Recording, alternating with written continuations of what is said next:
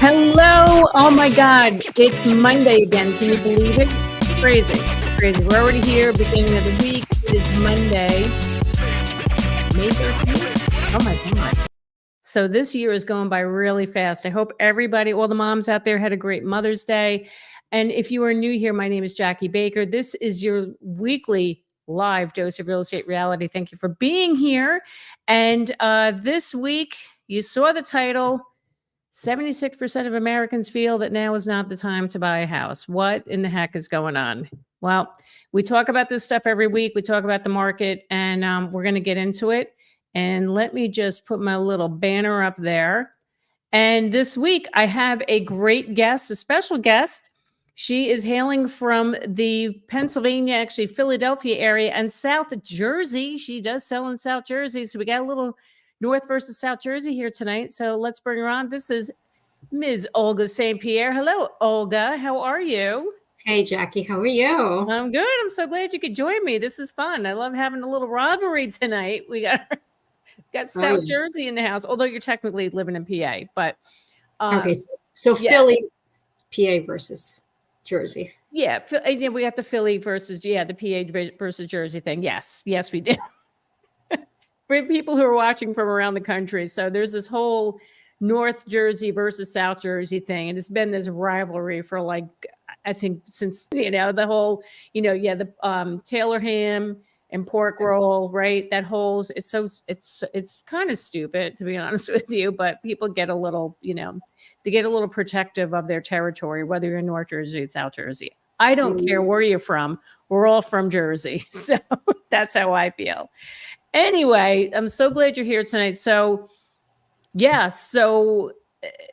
read the article, Olga, that the Gallup poll says that 76% of Americans are they say this is the worst time to buy a house. And I'm sure you're feeling that, as a real estate agent, you're seeing what's going on in the market. I mean, how are things down in Philly, South Jersey? You know what? We're feeling it just like you are. I think a lot of buyers are frustrated because the inventory is limited. Yeah. And what we're seeing is the sellers they're like hugging their house tight, and they're like, we don't want to move, because everybody really loves their refinanced rates for the mortgages that they got a year or two ago, where they're all under 4%. And a lot of the questions that I'm hearing from those sellers is, Olga, well, if I'm going to sell, where am I going to go? Yep. So those are the conversations, right? It's like the daily conversations that we're having with clients. Yes. Yep. It's very frustrating. I met with a new buyer today. I was telling you earlier, and it was the same thing. They're just as frustrated. They don't want to overpay. I mean, I feel like everybody's overpaying right now, honestly, because there's nothing out there. But I said that same thing. I said, the last 4 years, all of my listings have been the people who already had a house out of state somewhere. They're moving out of state, or it was their second property, or it was an inherited property. That was a majority of my listings in the last 4 years. And those sold in a nanosecond with God knows how many, 50, whatever offers, ridiculous. But anybody who's going to be trading up, you're not seeing that now. So people who are looking for the first time buyer, looking for that starter home, it's non-existent right now, at least here in our market. They're hard to come by. So, 100%. I think it's the situation is the people that are purchasing right now is because they have to. Yes. Of course, we all know that having a roof over our head is the most important thing, but it's also the biggest part of our budget. So the conversations that we're having is this something that you have to do because maybe you are really running out of space? You had another baby, perhaps it's because you have a job relocation, or there is something that's important to you, and there's truly a need, not necessarily one, but a need to make that move. And this is where we sit down and crunch the numbers, and we tell people, listen, you're buying a house. You're not buying that rate. So if the rate is not very comfortable right now, it's okay. Let's figure out a good game plan and a strategy to figure out what we're going to do until we can go ahead and refinance it, because the rate is not forever. Right. That is correct. So let's get into this article. So this is where I got this title from today. This is from Gallup. Americans expect home prices to rise. They see the market as poor. 68% predict higher prices. 76% say it's a bad time to buy a house. So here, larger majority believe local home values will increase. 68% of U.S. adults expect home prices in their local area to increase in the coming year, up from 56% a year ago, and among the highest readings Gallup has measured to date. The only higher readings were 71% in 2021 and 70% in 2005 and in 2022. Let's see. Predictions for housing prices have shifted greatly in the past 5 years after being relatively steady between 2014 and 2019. Let's go down here. All Americans in parts of the country expect home prices to rise. Between 66 and 70% of Americans in the 4 major regions of the country predict that home prices will increase in the local area during the next year. The current figures represent substantial jumps in 2023 in the Midwest, which is up 22 points, and West up 15 points, which saw the largest declines between 22 and 23. So, Olga, I mean, people aren't stupid, you know. People see what's happening, and I feel like reading that, it feels like people are like losing hope. You know, they just feel like the prices are just going to keep going up, and what's the point? Now, I know in some markets, I research this stuff every day. Some markets are softening. I know parts of Texas, Florida, some parts of Florida are softening. Mm-hmm. I believe in Arizona, they're starting to soften as well. Here in the Northeast, I don't know why. I don't know why these prices, even like in Massachusetts, right, where our friend Jen works, she's still seeing prices going over asking. I don't understand why it's still so hot up here. What's the desire? What's the draw? You know what I mean? It's like this is. I hear you. What I like to do is typically watch things when they come from like California and Florida. When you see things shifting in those states, and I talk to quite a few agents of my partners, and I'll ask them, how are things going? And of course, it depends where in California. Is it north central or all the way south in like San Diego? Yeah, I know San Diego is still very much hot. Just talked to somebody a couple of days ago because I have a referral there, and she said they're still selling really well. So I think it all depends because and it's also, I find it interesting then when they say, oh, well, the state or things are getting, things are changing. But when you think about it, even for the state of Texas, right, it takes 16 hours to cross the state of Texas. I know. Right? It's huge. It's huge. Meanwhile, it takes 3 hours to go from North Jersey to all the way to the end to Cape May.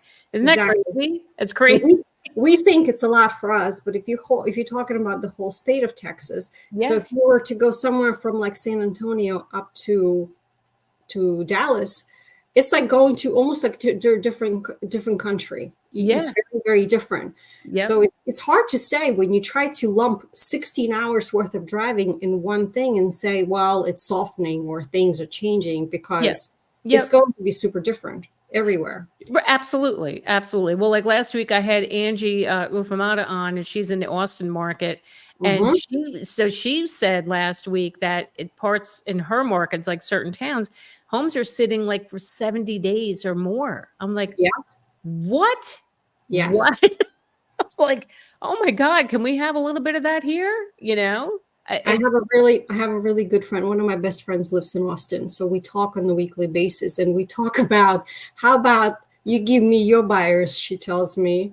And she's like, I'll give you some of your listings to sell. I said, sure, let's do it. Right. Oh my God. It's crazy. It's crazy. So we got a lot of comments going here already. I just want to bring a couple on just to say hello and see what's going on here. So Tracy, I'm glad you got the notification too. Thanks for being here. Appreciate it. Curtis, thank you. Thanks for being here. Oh, look, Central Jersey's in the house. Hello, Inessa. Welcome. Inessa. And then Cindy's back. Thanks for being here, Cindy. We got South Jersey. Kathy says, South Jersey here, the market is terrible. I can't find a place to live. I'm sorry. In some areas in South Jersey, the prices are less. Like I had some clients that were looking there because they were over by the military base. But that means that everybody else is looking at the same things because they're looking for something that's a little bit more affordable. Exactly. And that's more people are looking at the same options.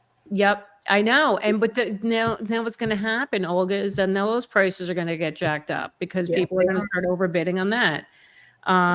Yeah, crazy. So Cindy says Charlotte County in Southwest Florida is shifting a bit. Yeah. I did that video last week about where the housing market is starting to burst. And I mentioned Southwest Florida. That is definitely getting hit. So, all right, here's a good question. This is Arhan. Assuming 3% increase in rent and home price here in North Jersey, I calculated that it will take 4.5 years for my rent to equal my interest on a mortgage and 10 years for the interest plus taxes. Wow. Wow. Well, you really did your homework on that one, but oh my God. That's crazy. That's crazy. 8%. I've seen higher numbers when they're increasing rents because they're taking advantage of the situation in the economy. They know that people, if they can't buy, they have to rent. They have to have a place somewhere. Right. Well, listen, it's also now the taxes are going up too. And I talked about this like in the past couple of weeks. Now that these values are up, the towns are reassessing and they're increasing the taxes. So the gentleman I was speaking with today, he said his rent, I forget what he's paying, like $3,500, $3,000 or $3,500 here in Bergen County. And he said, the landlord was saying their taxes went up. I said, yeah, get ready. And the rents are going to go higher because they have to pay those taxes. So you can't win. You can't win. Anyway, let me just, we have someone here. Mortam, thank you for being here. We are selling our house in Florida using equity to buy a home in North Carolina for cash. Done with Florida. I was just having a conversation with an agent who's down in Florida, and he said it's bad down there.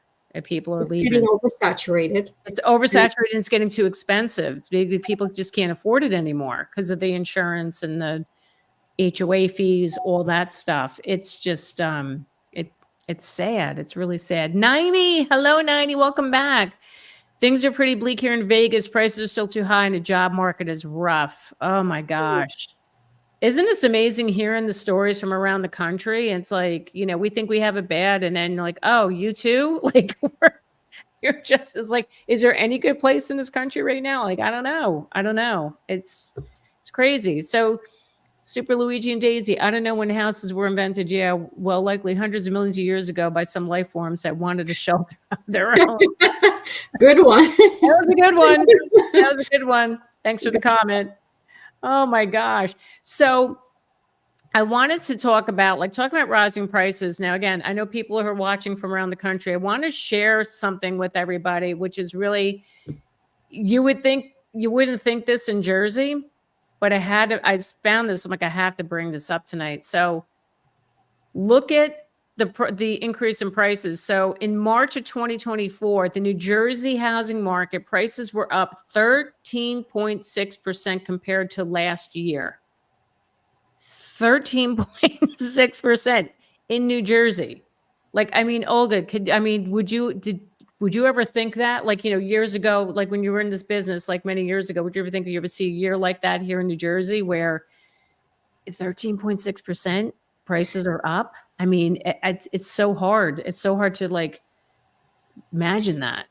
And all of these decisions were made based on emotions. That's the challenge that we're facing, is that when the offers are being made, you're not calculating the numbers like we used to, and you're making a rational decision based on what you can afford. What are the numbers that make sense to you as a buyer? You're saying, okay, this is the number that was put on the market. In order for you to become a homeowner, if this is truly is what you're trying to accomplish, you have to go above that price and go higher. And a lot of the times there is no statistics or sold comparisons that are there to support those numbers. It's true. It's so true. And like when somebody wants to go sell their house, like what's the right price? Well, hardly anything is sold.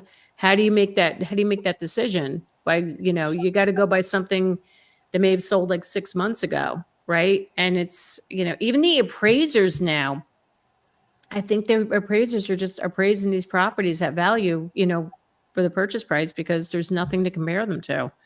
I don't know. What they're doing is, from what I understand in talking to some of them, is they actually take and they consider the increasing percentages in the market. They actually take that as a percentage. Right. And they use that to justify where the price is, because otherwise they may have nothing to go on. Right. So they had to adjust their strategies to help with their opinion of value on the price to help them do their job in their reports as well. Right. Right. Mm-hmm. So another article I want to bring up before I get back into the comments again, man, the comments are flowing again tonight. I love you guys so much. You guys are so awesome. Yes, I'm excited to see what everybody's saying. Right? It's crazy. These people are they're the best. I love the conversations we have here every Monday. All right. So this is from Fortune. The CEO, our friend, what's his name? Greg Kelman from Redfin. Mm-hmm. He's saying that the housing has hit rock bottom. Okay. So he goes on to say here, now he's saying we're in a housing recession. So housing is complicated, but one thing is clear. It's hard to buy a home right now. No kidding. Let me paint a picture for you. Home prices skyrocketed during the pandemic-fueled housing boom. More people were working from home and could do so from anywhere. Plus, mortgage rates were historically low, so people bought houses. But then inflation rose. Federal Reserve raised interest rates in an attempt to tame it. Mortgage rates followed. But unlike in typical housing cycles, home prices didn't fall. So what do we have? High home prices, high mortgage rates, and depressed home sales.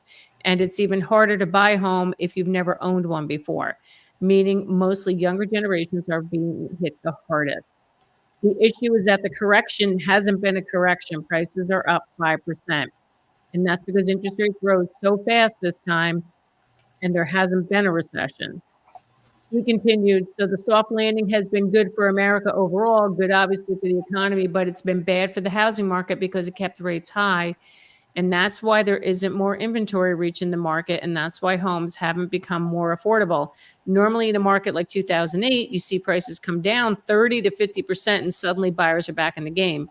But this time prices are still really high, and especially first-time home buyers are shut out. Millennials have been waiting a long time to buy a house and they just can't get a break. But baby boomers who have watched their home values soar, and anyone who bought before or during the pandemic, are generally doing all right, aside from maybe feeling stuck because they don't want to lose their low mortgage rate. Housing has hit rock bottom, Kelman said. 4 million people are going to move this year. That's the lowest number we have seen in many, many years, and it's just because interest rates have been so persistently high. Now, I don't disagree with him there. I mean, this is not, we're not in good times right now with this market. I mean, even us as real estate agents, we're feeling it. I mean, business has definitely changed for me. It's stressful. It's stressful because you're trying to help out. Yep. Yeah. Yep. And you know what? I agree with him what he said about the fact that it is a recession. It is in some way a recession. Mm-hmm. We're dealing with very low inventory because people don't want to sell because they don't want to give up their mortgages and the low rates on them. And that means when you have low inventory and you still have plenty of buyers, and then everybody's complaining about high interest rates, when if you look at it from another standpoint, the high rates were back in the 1980s. Yep.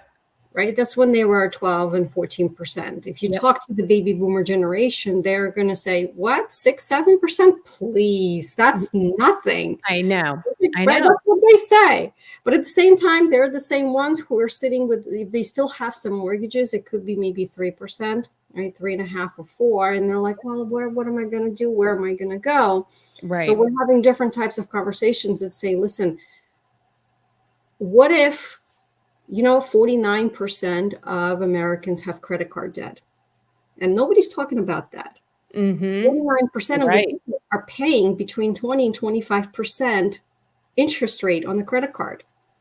God, right? Yeah. It's huge. It is huge. Oh, so when you turn that around a little bit and you ask the question and say, okay, let's dip in and see the reality and open up the drawer and say, hey, do you have any credit card debt? What if we were to pay that off, get that debt off of your chest and off your mind, because you're thinking about it. Yep. And then being able to get you somewhere else. It could be higher interest rates for maybe a year or two until they come down, and then you can refinance. Isn't that going to ease up a little bit on your overall budget? Right. So these are some of the questions that I'm asking some of the Yes. people that I have we're talking to about opportunities. Right. Yes. And those are important things that you need to bring up, right? Because like you just said, 25% interest on your credit card. Oh my God. Mhm. Right. And what do you get? Like, that's just money out the window. At least you're paying a mortgage, that you're building equity, right? You can deduct, and you can take that interest off your, deduct off your taxes. There's benefits to that. So, Credit card debt has skyrocketed since COVID. Yeah. Skyrocketed along with, it goes in the same kind of shelf as your student loans, things like that.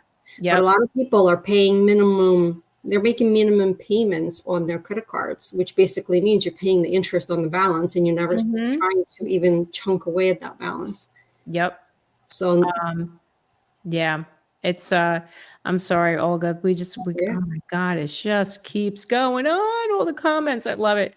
Mortam says with high rents, it's almost impossible for young people to save for a down payment on a home.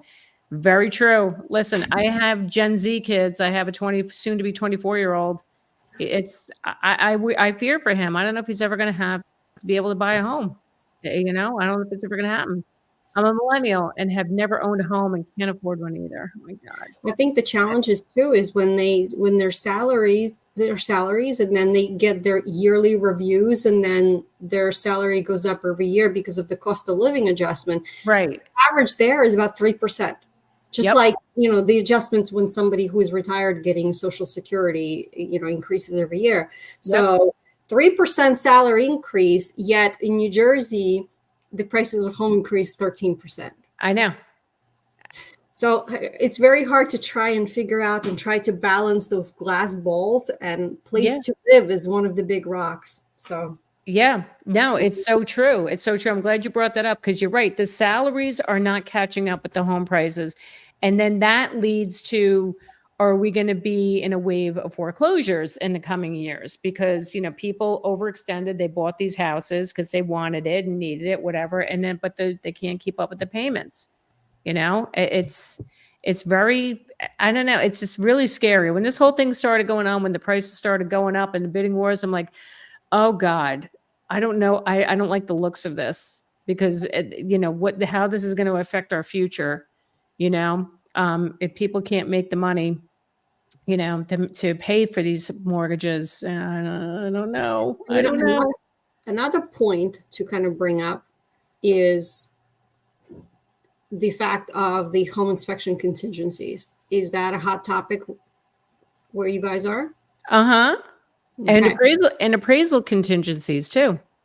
Well, my thought is about the home inspection contingencies. A lot of people are waiving home inspections. And what I foresee happening is there's going to be more and more lawsuits. Yes. People get into their homes and then they realize that something is wrong. And they realize in their mind, in their opinion, is that this is something that should have been disclosed on the seller disclosure. And then they're going to get very upset. And then we're going to go see lawsuits that will include everybody in the transactions because they did not have the opportunity to defend themselves and potentially not buy this house, instead acting emotionally. Right. And, it's so funny you bring that up. So, Jen Sylvester and I would do a podcast with Reddit Real Estate Stories. And that was the topic of our podcast last week. We read stories of people suing either a seller. There was one story where a seller was getting sued. The buyer bought the house from them 2 years ago. Yeah, it was 2 years ago. And now they're suing them for like foundation problems. They found mold, like all these things. And, part of me thinks like, okay, 2 years later, now you're going after the seller because now you're regretting, you're kicking yourself. Like, oh, I shouldn't have waived the inspections. I should have, I should have done a better job. Well, no, they did have inspections. Sorry. But now they're going back. Meanwhile, during that deal, that seller provided a $45,000 credit. to the buyers. And here 2 years later, they were looking for more. They wanted something like $200,000 they were suing him for. So I agree with you. I think we are going to see a lot of that. A lot of the buyers who are just going to have they're going to be kicking themselves and say, let's go back to the seller and see what we can get out of them. Now we have your product of Reagan. I make $120,000 a year. My wife makes 60. We can only afford a house for $350 and live within our means. Jackie, do you ever think a price will get that low for a decent house? We only see foreclosures. Depending on where you are. If you're in Jersey, I mean, if you go South Jersey, down in Olga's market, right? I think, Olga, you can find, there's houses in that price range, right? 350 to 4, maybe?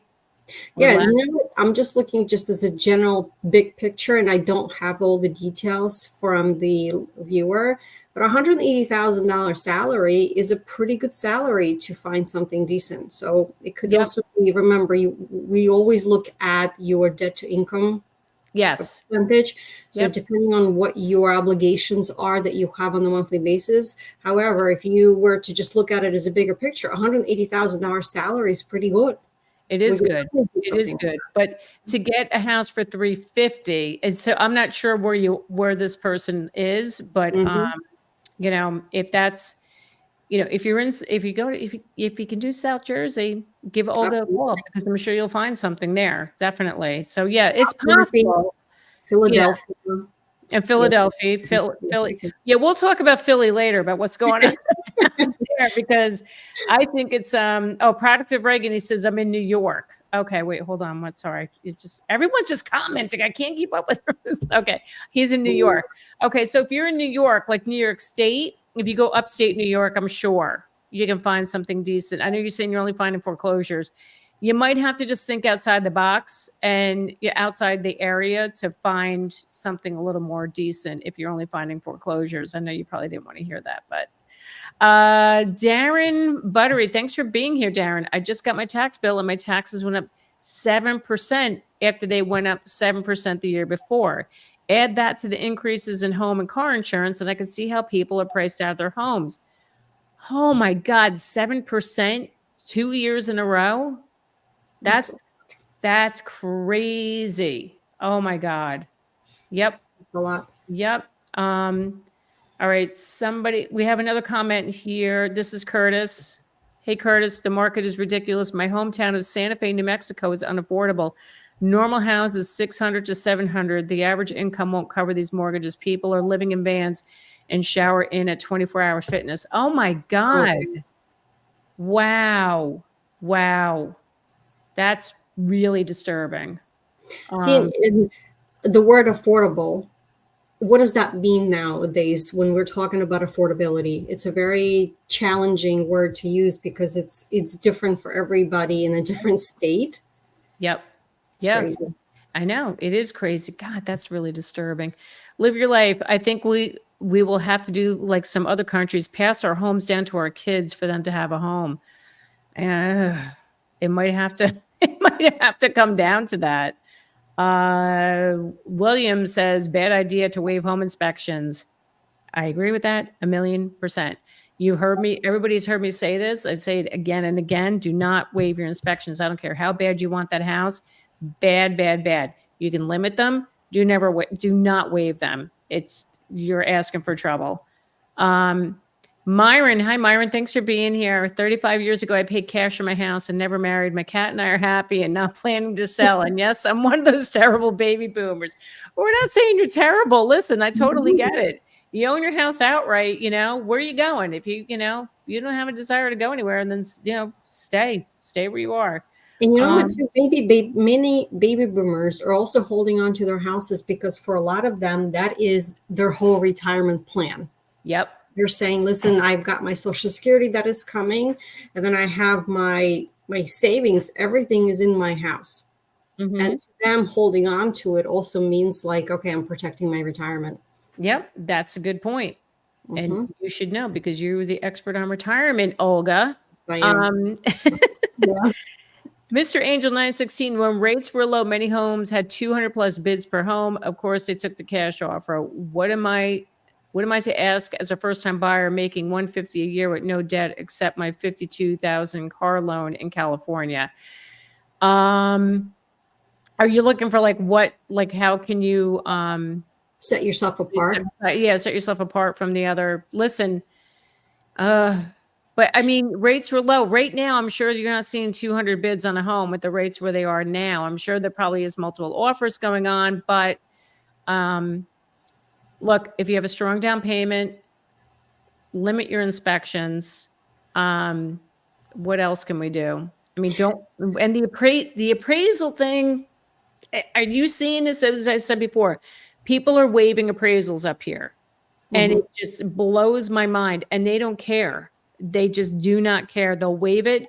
They'll, and some will do an appraisal waiver, gap coverage, up to a certain amount. Okay, fine. But that's another thing, right? So say if that house under appraised is like they offered, it's 875, it came in at like 825. They don't care. They're buying the house no matter what. They'll come up with the cash or they'll pay the PMI on the mortgage to make up that difference. I had somebody who was in the same situation as Mr. Angel. It took us a year to find something, which was in central New Jersey, because they had limited funds. And what I found important was to have an honest conversation with them, to sit down and say, okay, girls, tell me what you feel you have comfortably that you can put aside towards a house. And then I also told them, please make sure that you still have money in your savings for a rainy day, because that is super important. Just in case, you need to have at least 3 to 6 months of savings in your rainy day fund, because God knows, God forbid something happens. And they told me, we only have $30,000. So when we were putting in bids, I told them, I said, expect to be rejected. Let's hope for the best, but we're going to expect the worst. And that's just what it is, because you can only do so much that you can do. And it took us 12 months with taking breaks in between, because it was very hard for them, but we did find something. Yep. And it all worked out. So don't make the emotional decision. Definitely have that budget figured out, set aside. Yes. And then use that. And you know what? You're going to be ahead of a lot of people who are making these emotional decisions now, and then they're potentially going to regret it later. Imagine the conversation you and I are going to be having a year from now, potentially with those buyers that are now regretting their decisions. We already have done videos on that too. Buyers regretting making. Oh yeah. Yep. There's been a lot of them. No, that's great. That is great advice. Especially like talking about, like, make sure you don't want to go above your means. You don't want to overstretch. No. You got to have the money in the bank account after closing, right? Because it's Murphy's Law. Something will go wrong. What I think the challenge is that fear of missing out, that FOMO that everybody's seeing. And some people are like, oh, well, they were able to, and how did they do that? Stop looking at others. It doesn't matter, because everybody's situation is different. Absolutely. What I tell people, think about your own comfort level, because I want you to sleep at night after you buy this house. I tell people, I don't want you to call me 3 months down the road and say, Olga, I regret this. I cannot afford this house. I really can't, now that the bills are coming in, the mortgage payments are due, and now we regret making our decision. So it's better not to have it and stay put and be able to make that rational decision when you can with what you have. You're just like me. Like I'm so quick to talk somebody out of buying a house and pushing them to go for it. I always have them look at everything to make sure that this is the right decision and they're comfortable and they love the house. Now, also, I was just thinking about this comment. You're saying how it took you a year for this one client. I'm a firm believer in timing. I've had people where, they were chugging along, several months, and then come to summertime, I've had success with this where the buyer demand backs off, especially here in Jersey. Everybody's going to the shore on the weekends. They're not going to open houses. They're not out. They don't care, right?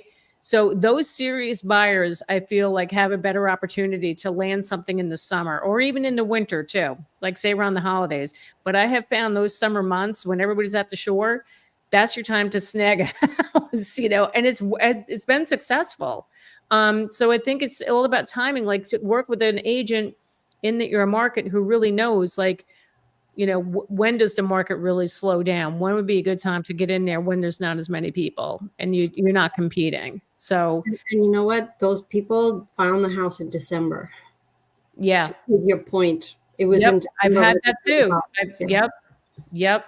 Sure. So, oh my God, the comments. I love it. Okay, we have it. I just want to put this up here. Hoke Keller, my first home I bought, the rate was 12.9%. 325 was the minimum wage. The rich have been keeping us poor for a long time. Oh my God. 325, the minimum wage. You remember that? Isn't that crazy? No, I don't actually. I don't. But you know what? That's all about perspective. Yeah. People had the 12.9% and 14 and 16%. They have a perspective and understanding what that means. Yep. Yep. All right. Raised to dust. In my area, there's 0% chance of a buyer getting an offer accepted without waiving appraisal and inspection contingency. It's almost like you have to waive it if you want a house. Yeah. That's Bergen County. That's Bergen County right now. It's the same thing. This is where you choose to partner with an agent who is very, very, very knowledgeable and has the tricks up their sleeve. Yes. If you have a contractor who is a friend, or you hire a contractor, you go through that house, you can do a 30-minute quick inspection of all the major things. I'm not talking about cosmetics. We're talking about the major things in the house: the roof, the siding, the windows, foundation, and heating and air conditioning, right? The major ticket items that are going to cost you quite a bit. Yep. You can run through, and that contractor is going to tell you everything you need to know about that house. Yes. Right. So you can do that at the time of your actual appointment. Schedule an appointment for 30 minutes and maybe another 30 minutes, or 30 minutes and 15 minutes. It's plenty of time to look at the major items. You can definitely do that.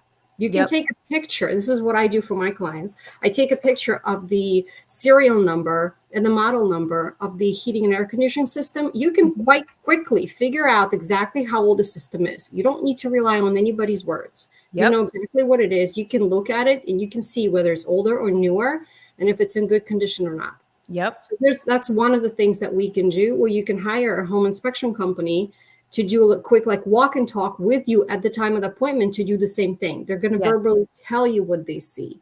So there's things that you can do, but you have to partner with an agent who is willing to work with you to make sure and help you and be on your side to get it done. But it also means, it doesn't mean that you're going to buy this house based on those findings, right? Right.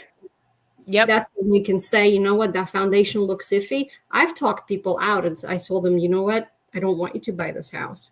Oh, all the time. I do that all the time. If I see something, my biggest thing is the location. And before I take a client out, I always do the Google map. I try to see where it is. And 9 times out of 10, I'll just look, it's near a railroad track. It's on a busy road. It's whatever. It's near a highway. They're like, yeah, forget it. But then there are some that insist, like, no, I want to see it. And we will sit there and, we're standing inside the house and we're like, you can't, because you're going to have a hell of a time reselling this house down the road. And you're talking about the FOMO. This is part of the problem. People are just like, I don't care. I want it. And then 10 years, good luck selling it and good luck getting a good price, because, market could change and you're not going to get what you paid for it. Or, maybe you will, maybe you won't, but the location is key. That's the number one. You're absolutely right. It's number one. Yep. That's my biggest thing. I always, oh my God, drives me crazy when they're just like, well, I don't care. I'm like, I care. You're going to hate this. Right. So Joe says, down here in Toms River, 3/4 of the houses on the market are in these retirement communities, and they're just sitting on the market. If the boomers don't want them, the millennials will take them. But the retirement communities, you know what? It's a limited pool, I feel like, especially now, if you have boomers in their homes that don't want to give it up, they're not going to go to a retirement community. Why? If they have to get another mortgage, why are they going to go there? So, yeah, I'm not surprised to see that about the retirement communities, that they're just sitting there. I'm not surprised. That can also be challenging where, like, Toms River, Lakewood area, that has quite a few of them, right? It could be like, if it's 1 or 2, that's one thing. But when it's an accumulation, because those areas are known for those communities, yes, that's where the challenge will come in. And that's a different market because of the age restriction. exactly. Right. You're Mhm. right. And it's very limiting, right? You're not going to have that many buyers. The Ruby, pool. thanks for being here. Sorry, right. My house is my retirement, but neighbors are trying to get me out of here by reducing my property value and restricting my access, etc. They're developing around me, clear cutting. Oh, really? That's not cool. No, That is no. that is not cool at all. Um, oh, Joe K says here, this is a good one. I was thinking maybe we can make 40 and under communities so millennials won't be outbid by the boomers. You know what, Joe? I think you're onto something there. I think that would be a great idea. Let's So make what the builders are doing now, there is a great community in Ewing, which is Mercer County in central Yep. New Jersey, and it's a rental community. So that's what they're doing. They're building a rental town center is what they have there, and I love it because it looks like a really cool neighborhood feel. Yep. First floor is all commercial, so you might have a gym, a yoga studio, a cookie place, coffee shop, right? Yep. And Yep. then second and third floor are your apartments where these millennials live, because that's what those generations are looking for. Yep. And they're doing this as a rental living, not as a purchase. And it's a really cool place. Yeah. So Joe is spot on what they're talking about, because they are focusing on that generation, but Yep. they're doing this. Developers want to keep the ownership to themselves, and they're doing this as a rental style. Okay. Okay. Mhm. That's interesting. Okay. Mhm. So, okay, here's a good one for you, Olga. Charlton Zimmerman says Pennsylvania is going through some rough times. Manufactured developments are renting lots and raising lot rents. Legislator is in process of statewide rent control. Do you know anything about that? It's not as noticeable here on the east side towards Philly. I think once you go towards Pittsburgh and more rural areas, you'll see more manufactured communities where you can rent a lot and then bring your own mobile home. Okay. Right. So that's a little bit different because mobile homes are not considered to be real estate, right? They actually Right. have a title. It's like a car because you can Yes. move it physically, put it on wheels, and then cart it somewhere else. I think Correct. that's a little bit different. But I have heard people talking to me about this and say, well, what about a mobile home? Because they're thinking that that's going to be more affordable. What a lot of people don't realize is that the interest rates on mobile homes are higher, at least 1%, if not more. So you have to Mhm. qualify there. Then you also have to qualify the second time when you want to get approved for the actual mobile home park to get that rental space there. So Yep. you have to get qualified twice, and you have your mortgage payment, then you have your lot premium as well. Okay. Okay. Thank you for that. But there was, where'd you go? Where'd you go? I just saw, here we go. True Trojan says prices here in Northeast Tennessee are still hotter than a junkie spoon. I've heard that Tennessee is still crazy. It's it's one of those states. Who knows? Maybe that's the one that's going to be booming for a while. All right, this is interesting. Ruby says, why won't realtors correct online info about your home until you sign with them? I'm not sure. Are we talking about our favorite website called Zillow? Yeah, really. Is that what we're talking about? Because Zillow is, yeah. Well, if Ruby's talking about that, and you have to remember that Zillow is headquartered, I think they're in Seattle or somewhere. Yeah, they are. So the information they get, if there's incorrect information that is coming from public records, which is very possible, that is where they draw a lot of their information from. So if that information is incorrect, it's going to sit there like that and provide incorrect information until because that is what we do. We verify before we do anything and make those corrections.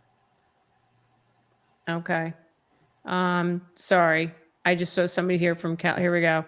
Here, Mr. Angel again. Well, here in California, they're building new homes and now renting the homes out instead of selling. Oh, the homes start at $3,700 a month. There's already no homes in Cali now. Oh my God. See, this whole corporate investor thing really scares the crap out of me, because this is what they're trying to do. I feel like they don't want people to own a home, right? So they're trying to entice people to rent. But are you kidding me? $3,700 a month? You can make a mortgage payment with that amount. Like, it's so stupid. Like, why? But they're getting away with it. They're getting away with it by doing that, by creating these stupid rental. Anyway, I'm sorry. I'm going to shut up. It's business for them. It's business for them. And I also, know. it's very hard for regular buyers to compete with the institutional buyers. They can't compete because institutional buyers putting in offers as cash. Yeah. And they don't care how much the house is worth. They're not doing inspections. They just want to buy the house to add to their portfolio so they can start making money off of it. Right. But here's the thing, though. I think they should put a limit on these institutional buyers because they're scapping up these homes from these people that just want to buy. They want to own a home. That's what frustrates me, that they're buying these up, turning around and renting them out to the millennial population. And I don't agree with that at all. They're not giving them that opportunity. And I think there has to be some type of limitations put on these institutional investors to curb them from going and make these, going in and scapping up these homes. Anyway, I'm a little fired up. Mom of Four says, I feel that these prices are here to stay and many are experiencing sticker shock. I don't think the prices are going down, especially in the Philadelphia metro area. What say you about Philly? Do you agree with that, Olga? The metro area, absolutely. I agree with Mom of Four. Okay. And if you're talking about Philadelphia itself, that's a very different animal than the actual suburbs of Philly. Like when you're talking about Delaware County, Montgomery, Chester, and Bucks, right? Yep. The ones that hug the city. So Philly itself, you can find things that are affordable depending on the neighborhood. You have to be careful. We go by neighborhoods and we go by zip codes. Right. So, but like Northeast Philly, if you're looking for something that feels like suburbs, Northeast Philadelphia is the way to go. There's a couple of zip codes there that I really like, and I have clients that live there.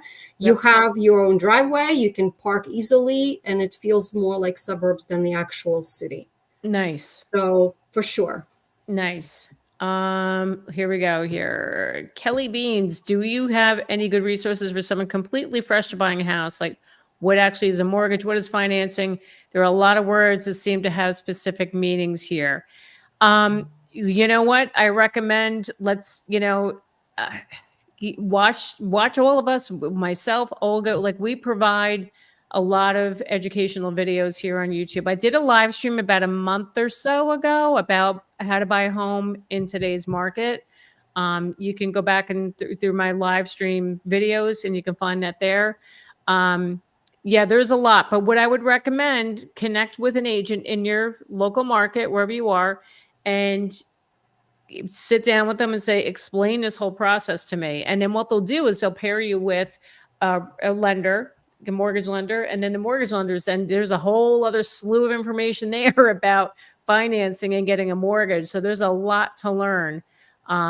But listen, YouTube's a valuable resource here. A lot of us agents are out here and we're here to educate and help people. As always, if you want to get connected to somebody, you can reach out to us and we can help you get connected to an agent in your market. Oh, look, Olga, Delaware County here. Somebody's here. Look at that. Yeah. Look at that. See, you got a fan base here already. But if they make it illegal for private equity funds to buy houses, how will Congress make their millions of dollars? That's a good point. That's not illegal. What we're talking about is just limiting their ability as to the quantity that they're looking to purchase. True. And you know what? You're seeing this. I'm hearing this from a lot of the southern states, Georgia, Florida, like kind of like the South belt. Yes. California is where they're focusing on and doing that. Yep. Yeah. Oh, yeah, definitely. I did a video last 2 years ago about this company out of Canada, an investment company, Tricon Residential. And they bought hundreds of homes in the Sun Belt and turned them into rentals. There was a whole story on 60 Minutes about it. And I actually talked about it in that video. I was so flipping mad when I was doing that. You can't compete with them. No, you can't. And it's right. So these people are saying, like, there was a couple from Jacksonville and this Minute story, right? Their rent went up, I don't know, 40%. And then they were trying to buy a home. And then it turned out that, they're getting beat out by these investors. And then they just have no choice but to rent. But so Mr. Angel, again, goes on to say, why is it okay? I can get approved for $3,700 a month rent, a home to rent, but I get denied when a mortgage payment is $2,600 a month. That's what's bothering me. Is there a way around it? When it comes to your mortgage, it comes down to your your debt to income too. So yeah, you have to have a good credit score, but your debt to income ratio. So that's probably what's impacting, right, Olga? I mean, do you agree with that? That's got to be the factor that's going in there, because with rent, they're really looking at your credit scores and your income, right? It's a lot easier to get pre-approved for a rental than it is for a mortgage, because it's more risky. And this is where it really pays to have a very good, very knowledgeable mortgage lender that is going to help you and push you through. So especially in this market. So if you want someone who is going to help you, depending on what area you are, please reach out to Jackie, and she'll put you in touch with someone who is really, really great at, and they'll explain everything to you, right? Because you're getting a partner on your team in addition to your realtor to help you in this process. These are the two very important pieces, is your realtor and your mortgage lender. If they're not explaining things to you, or they're just telling you, well, you just can't get pre-approved, you need a new lender. Exactly. 100%. Yep.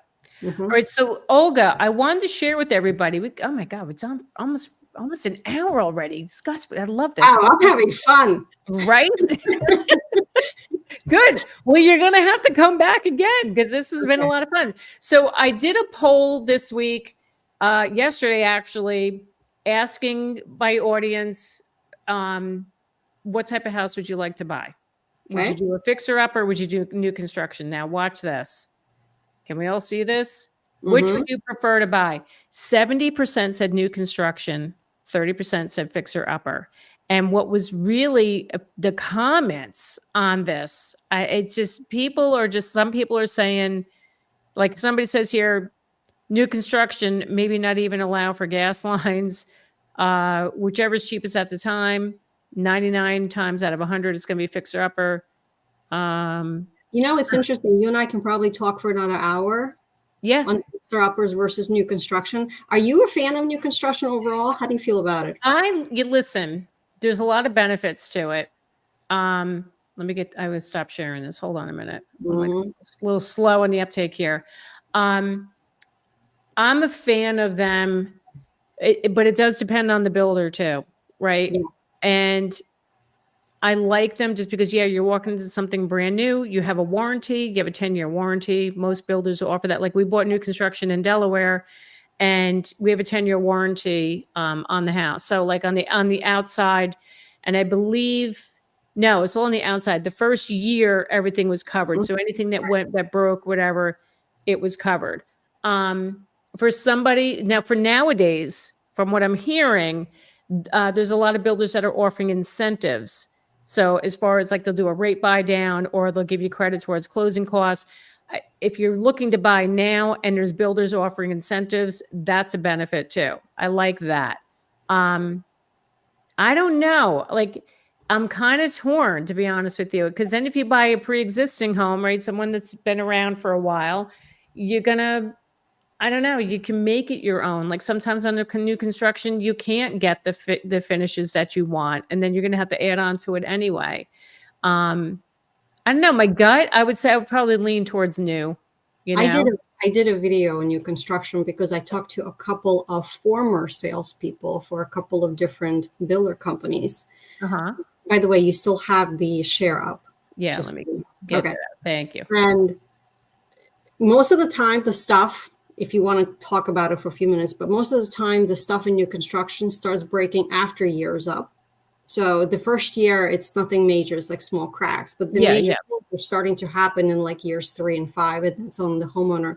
And the biggest profit margin that the builders make is on all of the upsells that they're going to give you for level 2, 3, 4, and 5 on the thing. Absolutely. They're going to give you the cheapest, the crappiest looking builder's grade is level 1, which is what's included in your base price. Yep. But then everybody's going to want what is better, which is what they see in the model. That's why the models are always decked out to have all of those options and finishes. And that's where they make the markup on those things is an absolute insanity, from what I understand.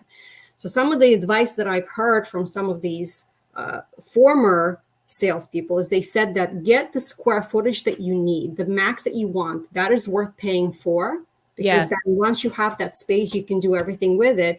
But get the cheapest upgrades. You get your first level of carpet, your lighting, and all of those things. and then you go in and do the upgrades afterwards. Exactly. Yep. Our friends did that. They were down in Delaware also. They bought a beautiful home and they did a lot of their own upgrades. Now, our investment property, that was through Lennar, which I was pretty impressed because their standard finishes was granite, really nice tile backsplash. I was very surprised for the price too. No more Formica? When I see Formica as level 1, I'm like, you guys need to come into 21st century, really. Really? Do you still see Formica new construction? No. Lennar. Now, a lot of the builders that I've seen, like when I'm always looking at houses when I'm down in Delaware, and I'm looking at the different builders, and pretty much it's standard. Granite is standard on the counters. Cabinets are pretty decent too. I was very surprised. So, there are some builders that will not do Formica. So, Tracy here, I just want to address this because I've seen this question before. Any advice on owner finance buying? We are considering trying to buy a house from my wife's boss if she's interested, letting us make payments directly to her. I personally have not experienced that. I have not had any people do that. I don't know. There's pros and cons to that. I don't know, Olga. I don't want to say the wrong thing. What do you think? I'm also an investor, and I love this strategy if it makes sense to both parties. Right. Owner financing, and just remember, it's an absolutely legal way. It's just called creative financing. You're just doing things a little bit differently, and you're having your seller become the bank and holding the note for you. Right. It's not an actual like Wells Fargo or the other big bank. So this is where it's an opportunity for you as a buyer to potentially negotiate the terms and negotiate interest rate. Just because the big lenders are all asking for 7% doesn't mean that you can't negotiate something else. Right. So the conversation and having the really good communication between both the seller and the buyer. So, and here's why this may make sense to the boss, right? Just one thing to consider, that if the boss is selling the house that is an investment property to them, if they were to sell it outright and get those $600,000, they're going to have to pay capital gains on it because it's an investment property. Right.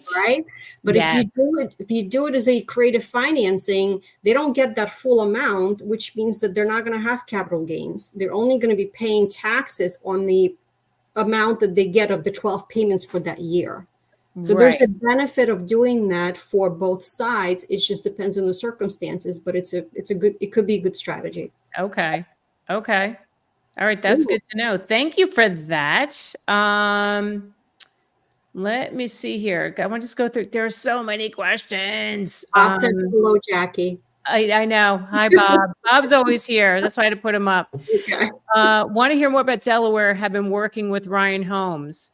Now, I have property in southern Delaware, down by the beaches. Ryan Homes, from what I'm hearing, they don't have a good reputation. I've been reading stuff online. Like I'm on different Facebook groups down in the communities in the Bethany Beach area, and people are not happy with Ryan Homes. That they've had a lot of issues after they've moved in.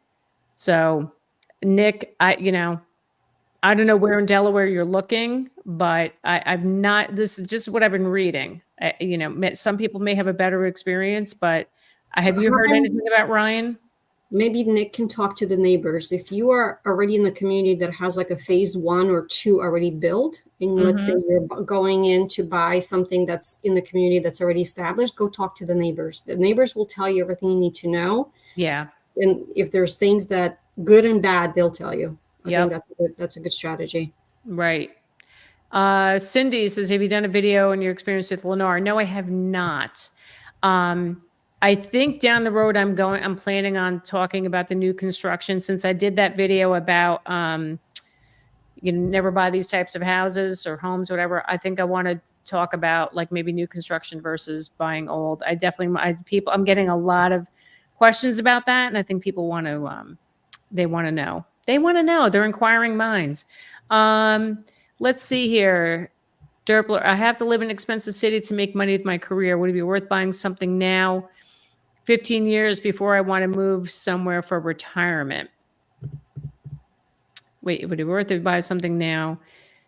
15 years before I want to move somewhere for retirement. So, that depends.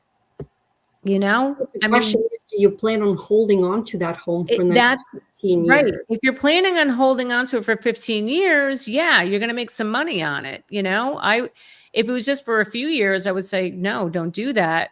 But if you're there for a while, 15 years, then I would consider buying something if it was me. Because if it's a traditional rate of increase, typically real estate appreciates for the average about 4% a year. Right? Yes. That's the traditional. The last couple of years, we've seen it was a little bit crazier. So in 15 years, real estate, which is a better vehicle for investment than other ones, in my opinion, because it's steadier, is if you're holding on to 15 years, I would do it. All right. So he's saying, I think I'd buy in cash and then maybe rent it out. That's a great thing too. So look, if you can rent it out and then buy your retirement home and then you have passive income coming in and you own that house outright. And then you can put a line of credit on it and have that as a backup. Exactly. I don't want to get stuck. The taxes seem a bit crazy in areas that are not that great. Yeah, taxes they're crazy everywhere. It's crazy everywhere.